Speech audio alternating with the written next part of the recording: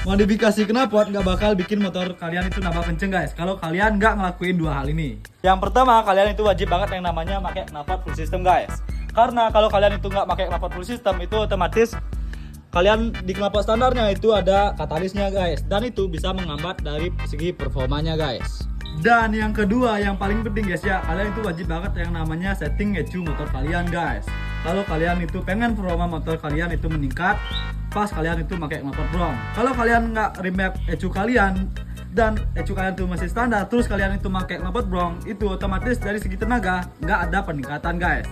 Oke, jadi itu dia yang terpenting. Jadi thank you udah nonton and see you on next video.